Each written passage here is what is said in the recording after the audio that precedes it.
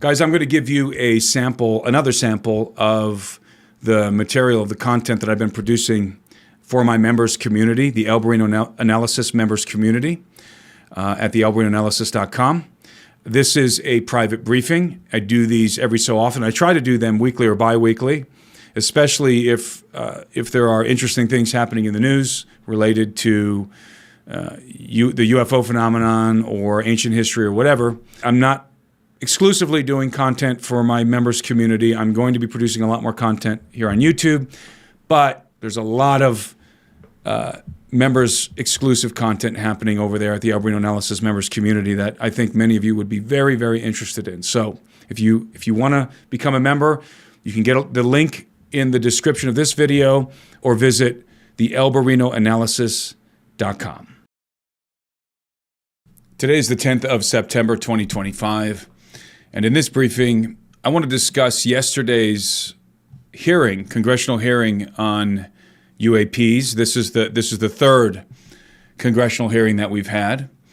And this one was entitled Restoring Public Trust Through UAP Transparency and Whistleblower Protection. And it was chaired by Representative Ana Paulina Luna.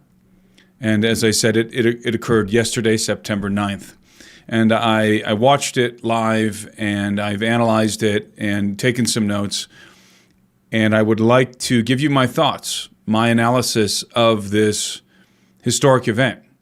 As I said, this is the third congressional hearing on UAP, on the subject of UFOs. I cannot, as you guys know, I hate the term UAP. I hate it. I think it's a contrivance. I think that it was purposely formulated to change our perception about this phenomenon because the UFO moniker comes with baggage, right? And they wanted to jettison that baggage and sort of have a reset on the topic at the governmental level, which I reject.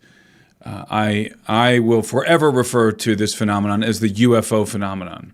And, you know, I was happy, as a side note here, that apparently Congressman Tim Burchett shares my opinion on this. He also detests the UAP moniker, which was apparent in the hearing.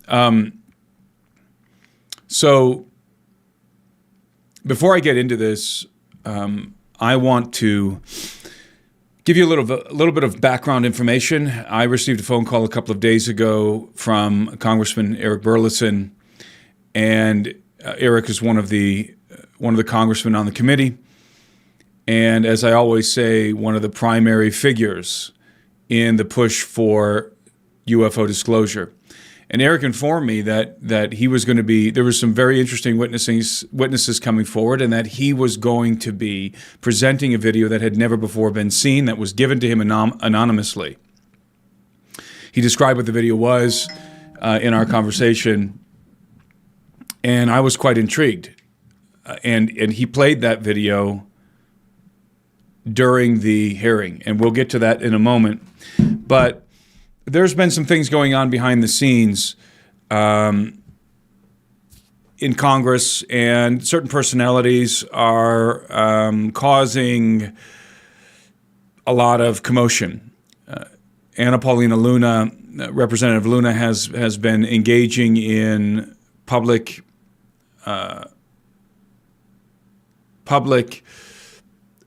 conflict, let's call it, with certain personalities in the UFO community, such as Lou Elizondo. Lou's a friend of mine.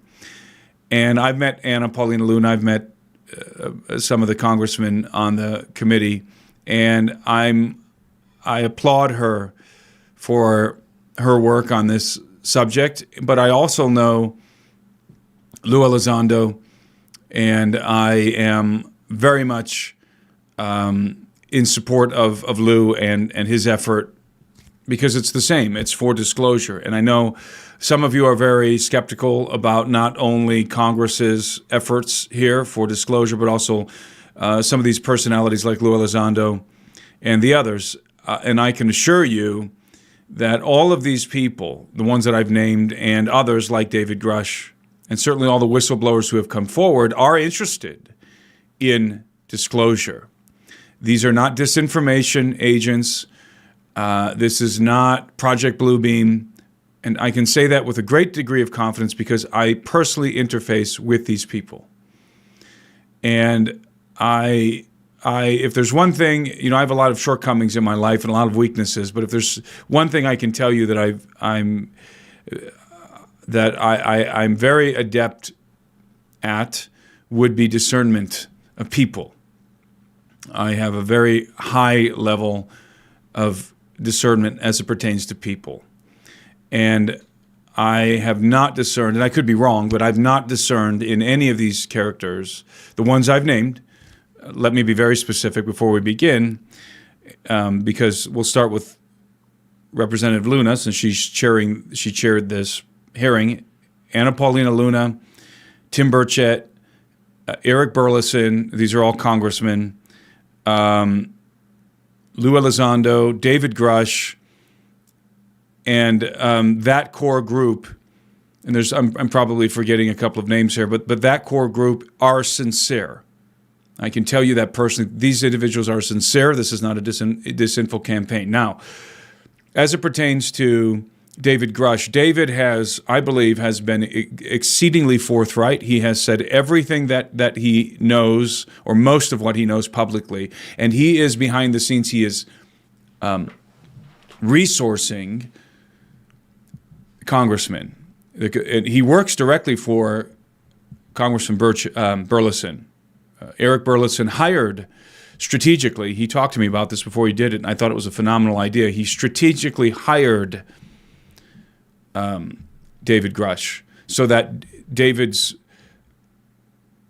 security clearance could be renewed through Congress, and that Grush could continue his work, that Grush could resource and counsel the congressman, especially Burleson, through this process of disclosure. And so this team, as I said, are sincere. Now, Lou Elizondo has only said publicly what he has been authorized to say. That I can confirm. And Lou is very patriotic, and Lou definitely holds back some information because he still has connections to the national security state, and he has told me a lot of stuff in private that he hasn't said in public. But Lou is very honest with me, I believe. And there are things that he simply cannot say publicly. He's not been authorized. And I don't blame him. I don't blame him for that, and I don't fault him for that. What he said publicly is a lot, and in his book. And Lou isn't just in this game for profit, as a lot of people say and claim online. That's not true at all. All of the individuals aforementioned are sincere. Okay. So now, let's get into the content here of this hearing.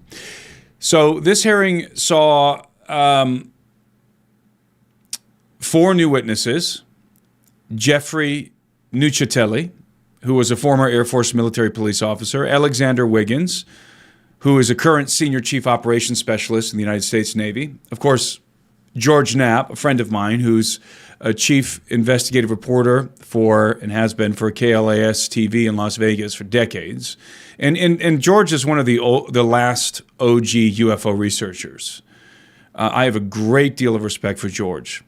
Dylan Borland, who is a former INI geospatial intelligence specialist for the U.S. Air Force, and then Joe Spielberger, who's a senior policy counsel at the Project on Government Oversight, a nonpartisan independent watchdog organization that investigates and exposes waste, corruption, abuse of power. Joe didn't really have much to add to this hearing, and so we're really not going to be talking about Joe.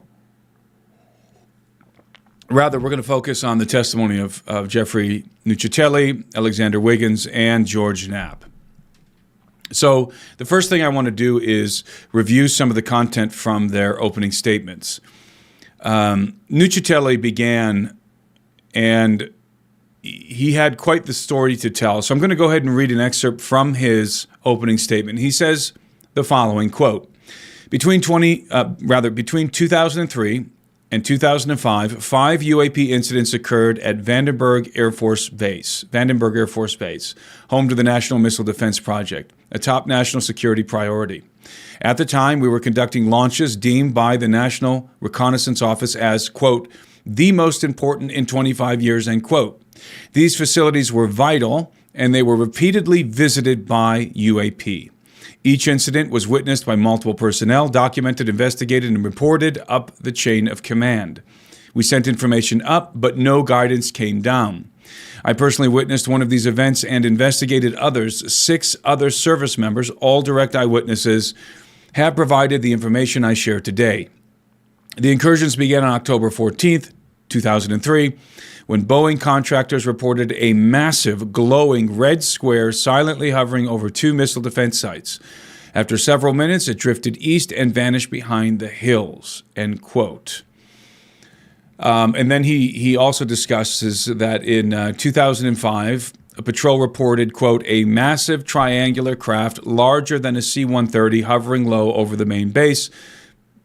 It drifted silently across the installation before disappearing into the night, end quote.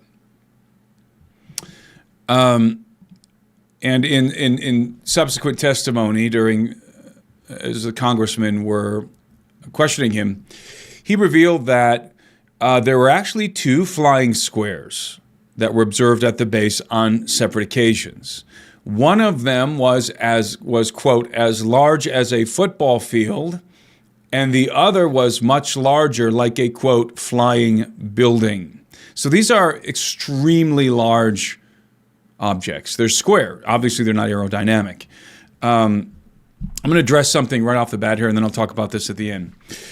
So there's a lot of talk out there right now on social media, much of it driven by 2 personalities. One, Dr. Stephen Greer, and 2, my friend Ashton Forbes. I know Dr. Greer, and I know Ashton Forbes. I would consider Ashton a friend.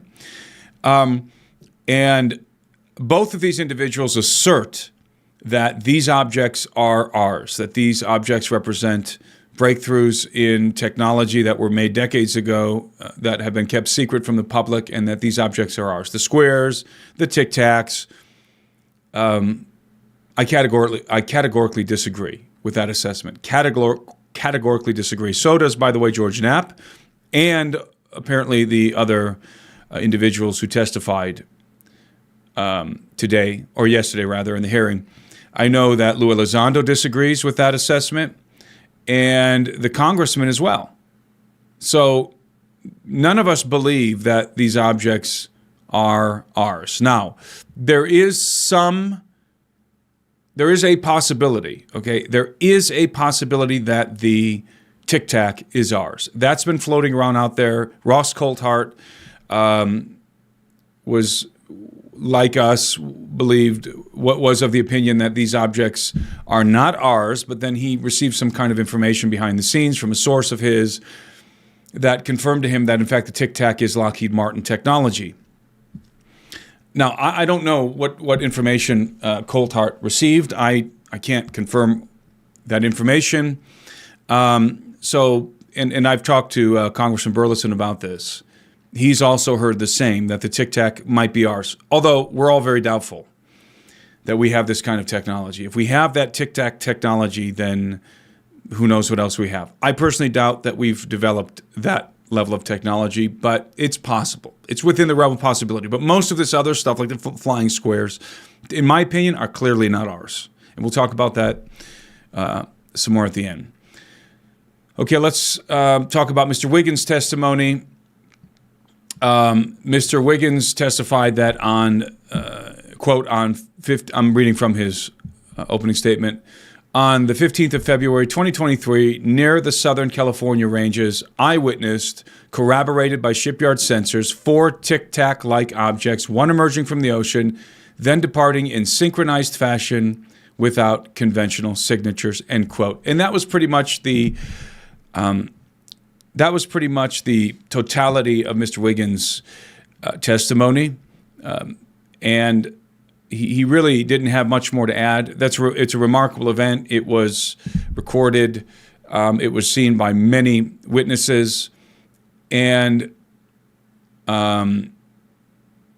as I said, it's a remarkable event. But that was pretty much the scope of Mr. Wiggins' testimony. Then we get to George Knapp. Now, George had a lot to say, and I was very impressed with George. I think he did a phenomenal job. George, in his opening statement, he invoked Bob Lazar. And remember that George Knapp was the one who broke the Lazar story. Lazar came to Knapp and was interviewed by Knapp in Las Vegas in silhouette back in I believe it was the early 90s. And that's really what kicked off so much of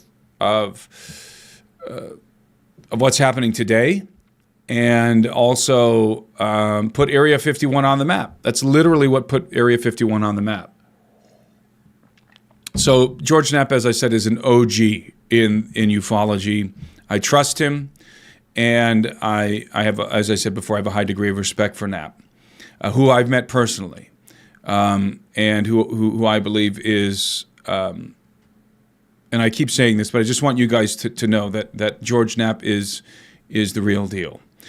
He talked about Robert Bigelow and the Bigelow Aerospace Company, an incident which he reported on and which Lou Elizondo confirmed in the last hearing, in which Bigelow Aerospace was supposed to receive exotic materials from Lockheed Martin, and Knapp adds, quote, "That material was not made here," end quote. In other words, there was confirmation that this material was non-human in origin and not manufactured on planet Earth. And that's a very important point, okay?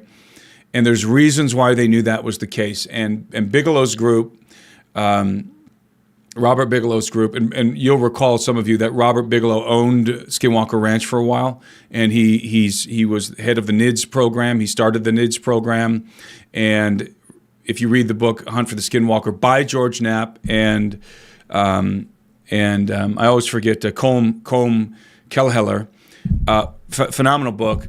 That research was funded by by Robert Bigelow, and so Bigelow his group was going to receive exotic material, and the transfer from Lockheed Martin to Bigelow Aerospace Company was halted.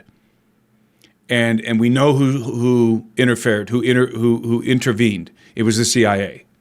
We know that now. That came out in a previous hearing. Knapp also talked about a lot about the Russia files that he had received, that he smuggled out of Russia. These documents pertaining to the Russian defense program, crash retrieval program. And not just crash retrieval program, but it was sort of their Project Blue Book. But theirs was legitimate, unlike ours here in the United States. Russia now found out that Russia had been secretly studying UFOs. They launched the largest UFO investigation in the world. And of course, they have their own recovery and reverse engineering program. And we'll get into more of that as we go on. This was the bulk of Knapp's opening statement. Then we get to Mr. Borland's opening statement, and he had, I think Borland was probably the most explosive witness here. And Mr. Borland claims to have had, quote, direct firsthand knowledge of an experience with craft, let me say that again, direct firsthand knowledge of and experience with craft and technologies, commonly known as UFO or UAP, that are not ours, and this is quoting from his opening statement, and that are reportedly operating without congressional oversight, end quote. Again, here we go. Borland is stressing, like Knapp, that this technology is not ours. He says, quote, "Because of my direct knowledge of the reality of certain legacy UAP programs, my professional career was deliberately obstructed, and I have endured sustained reprisals from government agencies for more than a decade," end quote. He continues, quote, "I saw an approximately 100-foot-long equilateral triangle fly from near the NASA hangar on base and come within 100 feet of where I was standing. This craft interfered with my telephone, did not have any sound, and the material it was made of appeared fluid or dynamic. It was under this triangular craft for a few minutes, and then it rapidly ascended to commercial jet level in seconds. It displayed zero kinetic disturbance, sound, or wind displacement," end quote. He continues, quote, "Some years after that experience, I was further exposed to classified information from the UAP Legacy Crash Retrieval Program through a sensitive position I held within a Special Access Program, an SAP, a SAP. During this time, intelligence officers approached me in fear for their own careers, citing misconduct within these programs, conduct within these programs, and the same retaliation I was already enduring. As I sit before you today, I and many other whistleblowers have no job prospects and no foreseeable professional future in a nation,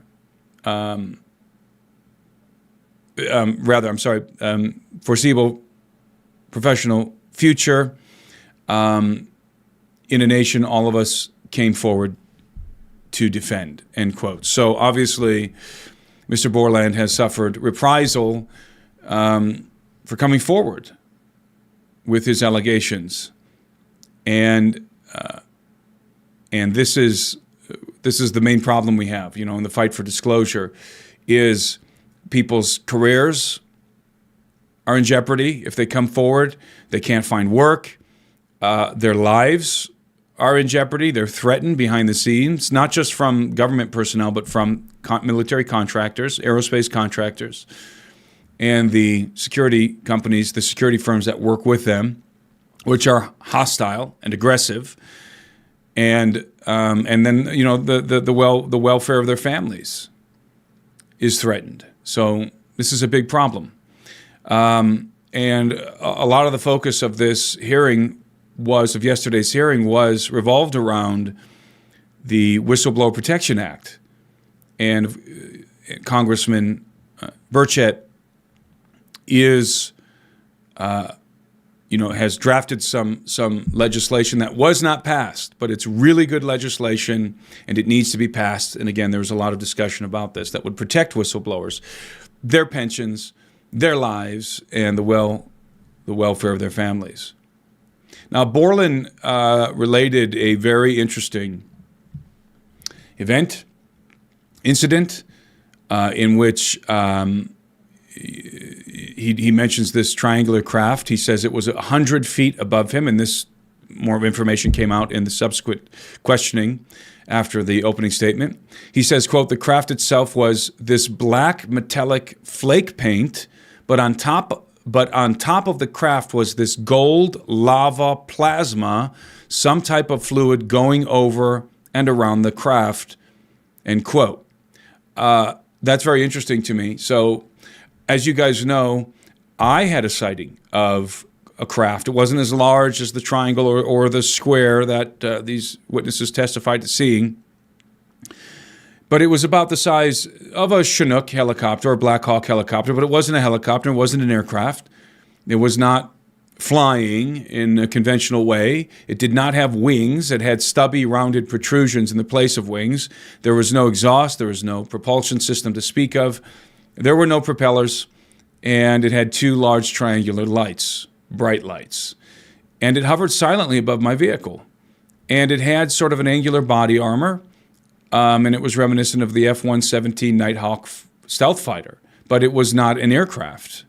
It was very exotic, but these triangles apparently, and I did not see this on the craft that I saw, but the triangle that Mr. Borland saw apparently had some sort of active, what he describes as gold lava plasma fluid running around the perimeter of the craft. So who knows what sort of technology that is, but that's very, very interesting detail. He also says that he felt static electricity all over his body after the craft accelerated into the air. And then there was sort of like a scent in the air that reminiscent of the scent that's in the air after a thunderstorm. So there's some sort of electrical discharge happening here, and then the static electricity in the air. So there's the propulsion system is apparently, or at least presumably, using some sort of electrical discharge. Representative Moskowitz asked Mr. Nuccelli what his reaction was after his encounter with the Tic Tac craft at Vandenberg Aircraft Base. And I think it wasn't a Tic Tac craft that he saw at Vandenberg Air Force Base. It was, I think Mr. Moskowitz got that wrong. It was the square craft, I think. Anyway, Mr. Nuccelli had a very interesting response to this question. He said, quote, "My next move, I went into my house after it left. I made sure no one had been abducted," end quote. And he sort of smirked after that, but I found that to be very, very intriguing. This is a interesting answer to the question because it makes me wonder if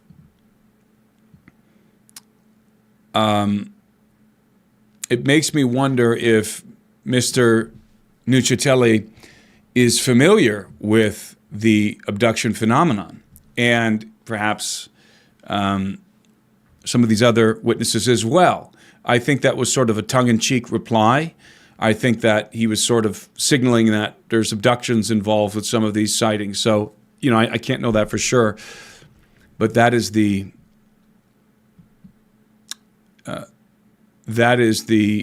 sense that I got from his answer. Representative Mace asked Mr. Borland, quote, "Do you think that the equilateral triangle was the U.S. government's technology?" Very important question.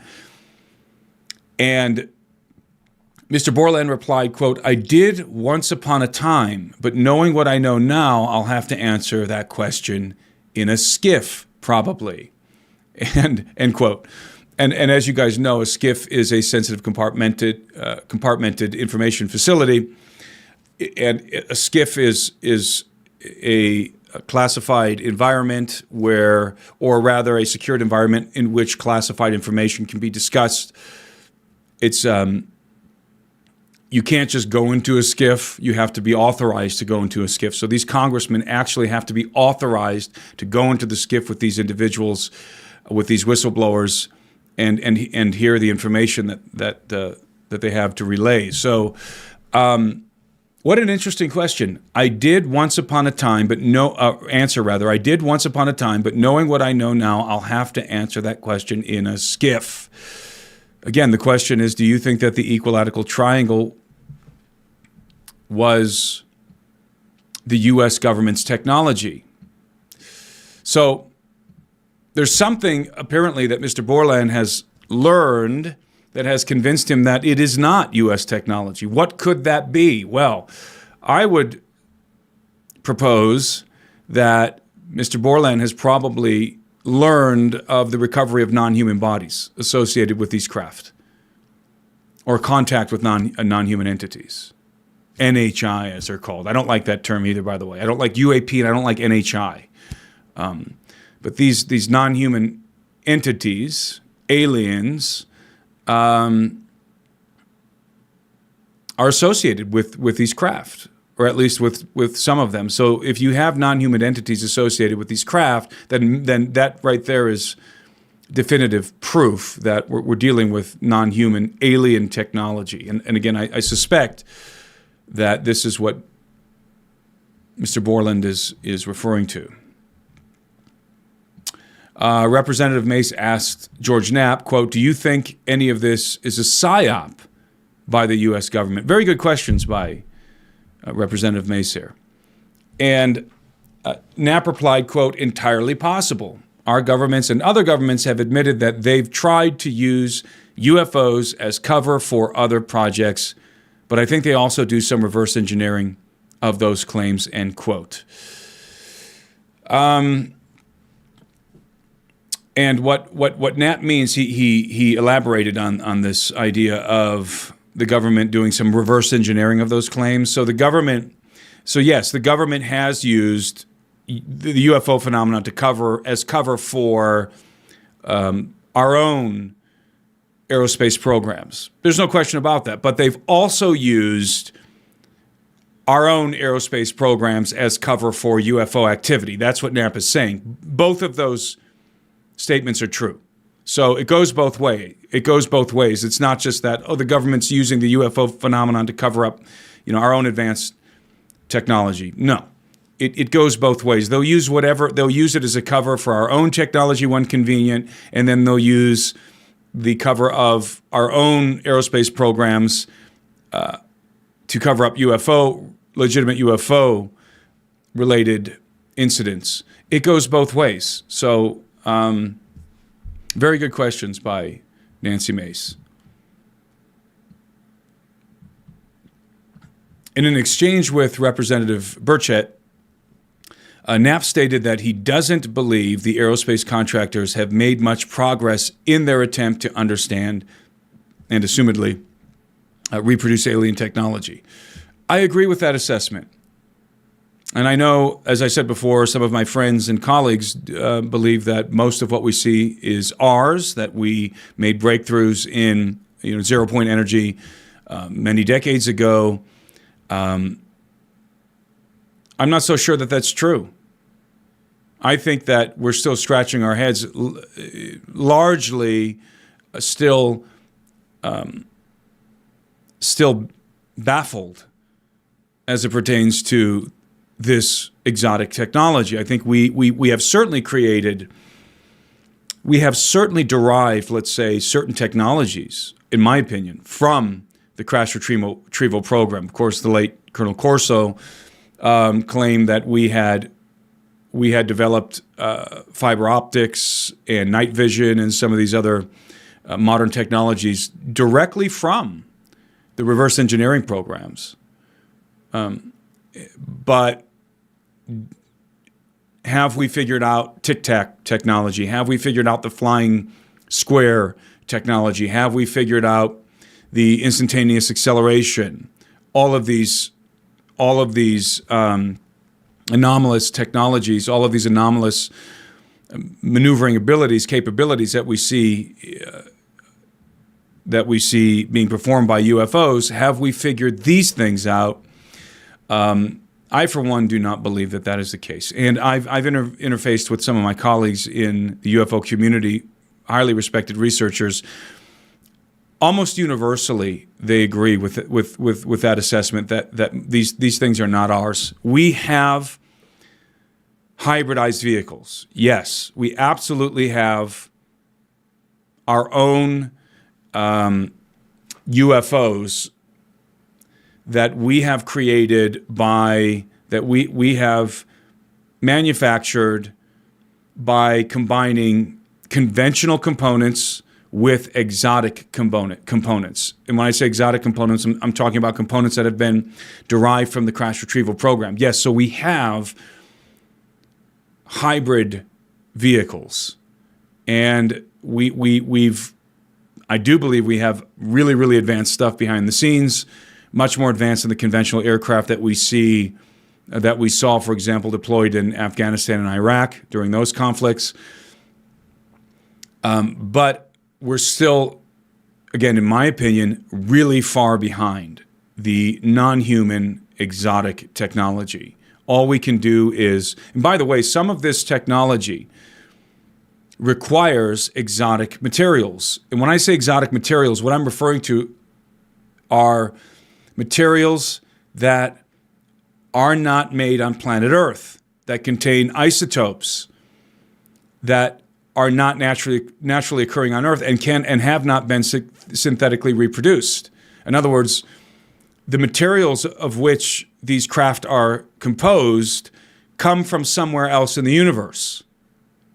The most famous example here is element 115 that Bob Lazar talks about. We have no stable isotope of element 115 on planet Earth. So I think this is why some of the scientists, such as Eric Davis and others, who've been working in some of these programs, to some degree or another in the legacy program have stated and state confidently, and some of the whistleblowers state confidently, that many of these craft are not ours, and that they're non-human and they come from somewhere. They're not from planet Earth. They come from somewhere, from some extraterrestrial environment, precisely because of the exotic material. So keep that in mind. I think probably the most explosive revelation in this hearing was the video that was presented by Representative Burleson. And this video was captured on October 30th, 2024, allegedly. It depicts, again, allegedly, an MQ-9 drone tracking an orb off the coast of Yemen. And then you see there's another MQ-9 drone involved in this incident, which actually launches a Hellfire missile at the object, at the UFO, maybe an orb, and it hits it, but to no effect. The missile just explodes, and the debris is actually carried in the wake of the orb. Now, Representative Burleson has confirmed, or rather has asserted, that he has no idea if this video is legitimate. And he received it anonymously, and he wanted to just enter it into the record. His statement was he wants to put it out there and let the internet, let analysts get their hands on this video and determine whether or not it is legitimate, which I think is a good policy. Some people have criticized that. I actually think this is a good policy. Why not put it out there? And it may turn out to be a balloon. Maybe this is an exercise, a training exercise, and they're firing Hellfire missiles from drones at balloons. Although whatever this object is, it does appear to be moving quite rapidly, but it could be a target. It would not be outside of the realm of possibility that what we're looking at here is some sort of a target in a training exercise, or it could be a legitimate UFO or an orb, and military video that was leaked to the congressman by, let's say, a white hat actor inside of one of the agencies, maybe. I think the jury's out on the video. I think it is extraordinary. I think that if it is legitimate, it's one of the most interesting UFO videos ever released to the public. But let's see what happens. Let's see if the video can be debunked or not. And and I'm sure we'll find out in the next couple of weeks. People are already out there trying to debunk it. I haven't seen anything yet on the internet that is convincing in regard to debunking the video that was presented by Mr. Burleson. During his exchange with Representative Burleson, George Knapp confirmed a story about the rocket scientist, Dr. James Lakatsky, who had worked on alien craft, which he and his team managed to break into, because they couldn't open the hatch, but they were able to break into it. Lakatsky affirmed to Knapp that the craft was not ours, and we had no idea how it operated. So here we go again, the assertion by George Knapp, which again, I totally agree with, that most of these craft are not ours, and we have no idea how they operate.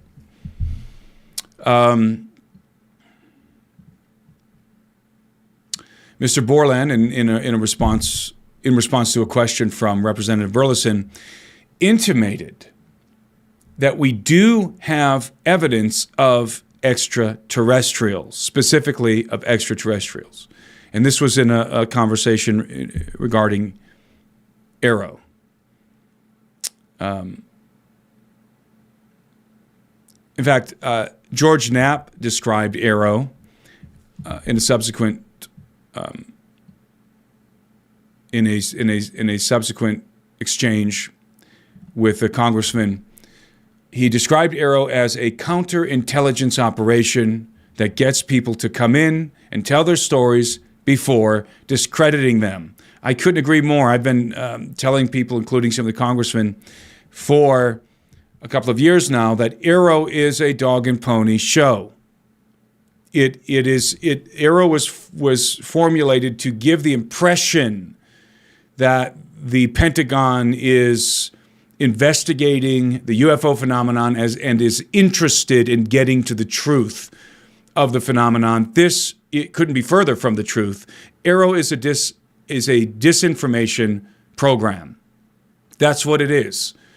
It was not formulated in the interest of disclosure.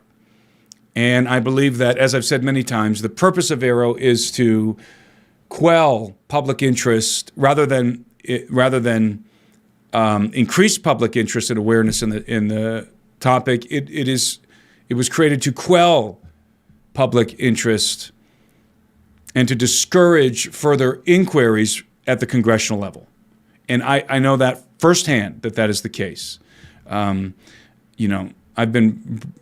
Let's just say I've been briefed on Arrow briefings at the congressional level, and it's apparent to me that Arrow is attempting to dissuade further investigations at the congressional level, is attempting to dissuade congressmen from continuing this pursuit, from continuing this campaign for disclosure. So I totally agree with George Knapp's assessment here of Arrow. So much of the discussion with George Knapp revolved around the documents that he obtained from the Russian Ministry of Defense and affiliated organizations back in the 90s. And in these documents described 40 incidents where Russian warplanes were sent to intercept UFOs. And when the pilots intercepted and fired on the UFOs, their engines stalled out, and the jets crashed. And in fact, 2 pilots died in these engagements. And so, as a result, the Russians adopted a policy of non-engagement. So the Russians have been much more open than us in regard to the UFO phenomenon. And a lot of the secrecy at the governmental level in the United States is precisely because we are in an arms race with Russia, a crash retrieval and reverse engineering arms race. And let's be specific, an arms race involving the reverse engineering and comprehension of exotic alien technology. That's what we're talking about here.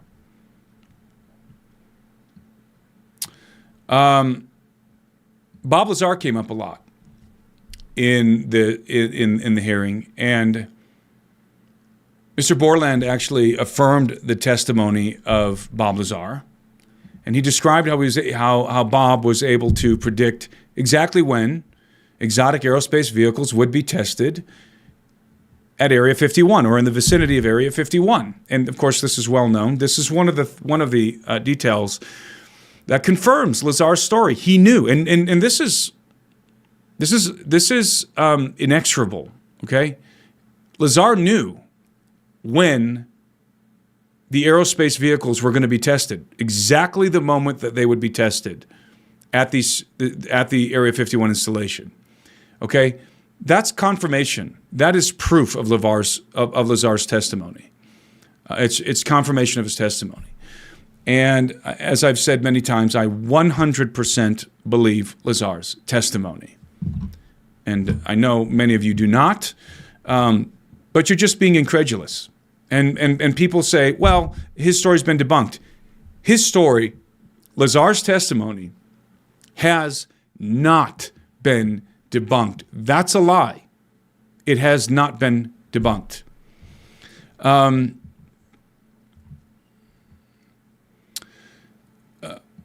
Congressman Burchett asked Borland a very interesting question here, and I was glad that he did. He asked him, quote, knowing you testified to Arrow, are they obfuscating when they claim to have discovered no evidence of extraterrestrial beings, activity, or technology, and are they lying to the American public, end quote. And Borland replied, quote, it's a manipulation of the public perception, end quote. Yes, I am so happy that these congressmen are going after Arrow and are doubting Arrow.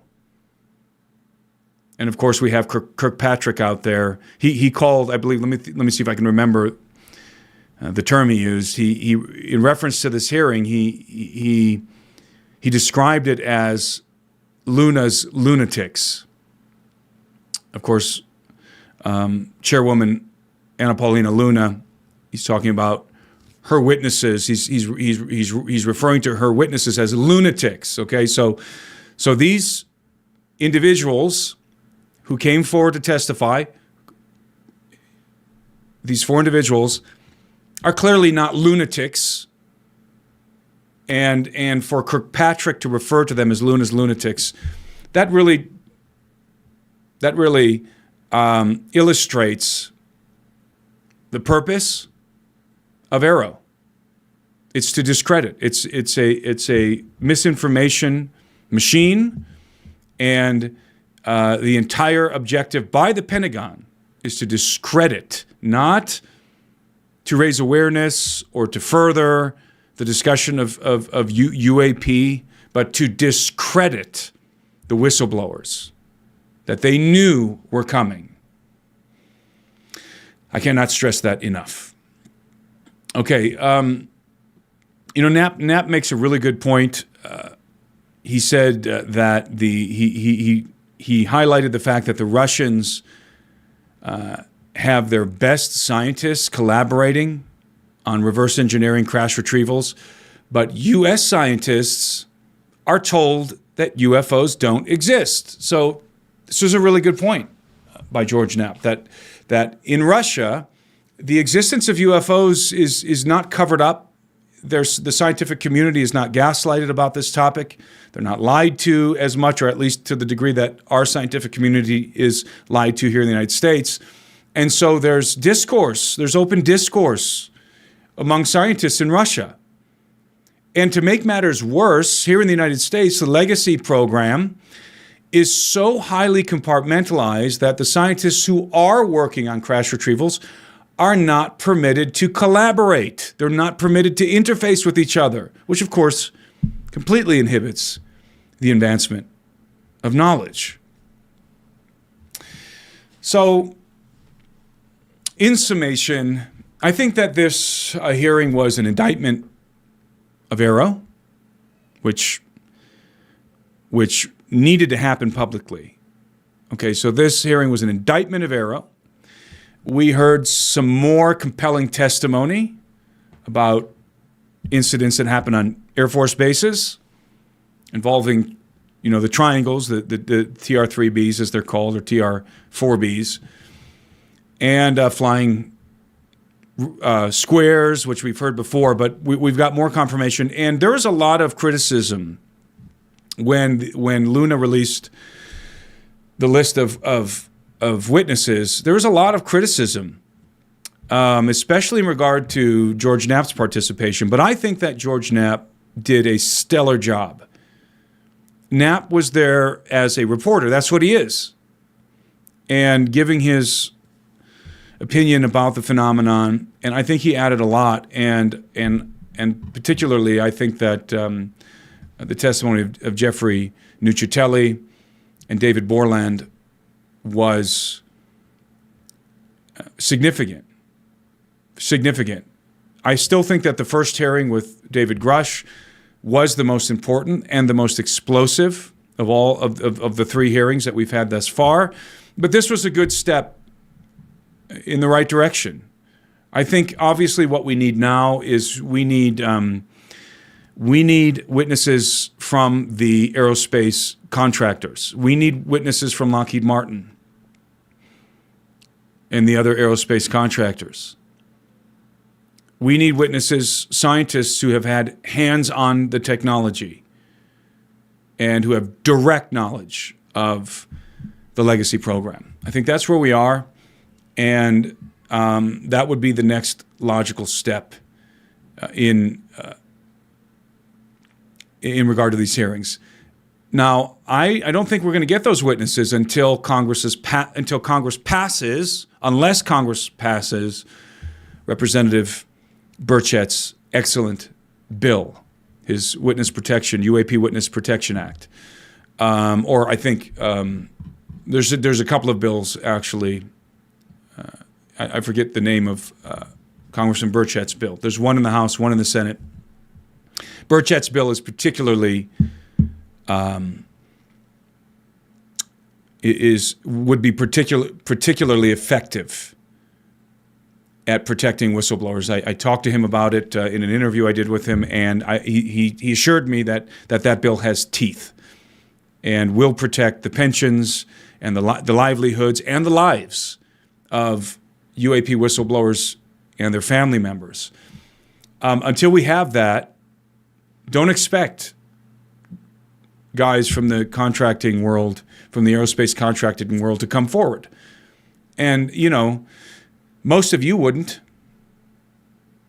I mean, if your pension and your well-being and the well-being of your family were at risk, it's easy to be a keyboard warrior and sit behind anonymous monikers on the internet and criticize people for not coming forward and blowing the whistle on these special access programs. But I mean, you're talking about people's lives being utterly ruined. I know that Mr. Borland testified in this hearing that his life he has no prospects anymore in his career.